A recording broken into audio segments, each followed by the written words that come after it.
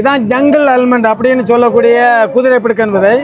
அந்த காலத்தில் ஆண் குதிரைகள் இனச்சேர்க்கை பண்ணுறதுக்காக இதை கொடுத்தாங்க. அப்படி தான் உலகத்துக்கு இது வெளியே வந்துச்சு.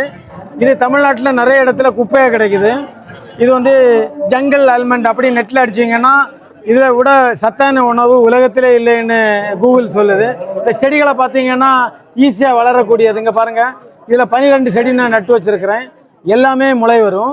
இது எப்படி போராடி அந்த செடி வளருதுன்னு சொல்கிறது கடுகு நட்டு வச்சுருக்கேன். இதில் பார்த்தீங்கன்னா ஆயிரக்கணக்கான பப்பாளியை நட்டு அதுக்கப்புறம் விதையை நட்டேன். இது எப்படி போராடி வருது, இது எவ்வளோ ஆரோக்கியமாக செடின்னு கண்டுபிடிக்கிறதுக்காக நான் இந்த வேலூரில் பார்த்தீங்கன்னா காலையிலேருந்து இவ்வளோ நேரம் வந்த எல்லாருக்குமே 3 விதைகள் ஃப்ரீயாக கொடுக்குறேன். அது எதுக்குன்னா தமிழ்நாட்டில் உணவு பஞ்சம் வரக்கூடாது. எல்லா மலைகள்லையும் காடுகள்லையும் பொது இடங்களிலையும் மக்கள் நடணும். நாங்களும் அதுக்கு பயன்படுத்துகிறோம். இந்த விதை காலமையிலேருந்து இப்போ வர மக்களுக்கு எல்லாருக்குமே 3 விதை கொடுத்துட்டே இருக்கிறோம். இந்த விதை இப்போ தேவைப்படுறவங்க யாராவது இருந்தால் கேட்கலாம்.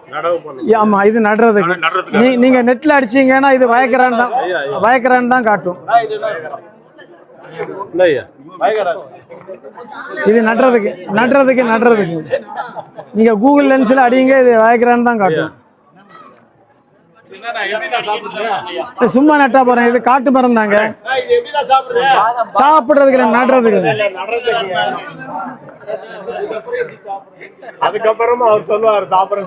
அதுக்கப்புறம் நீங்க மரத்தை ஸ்கேன் பண்ணுங்க, மரம் சொல்லணும்.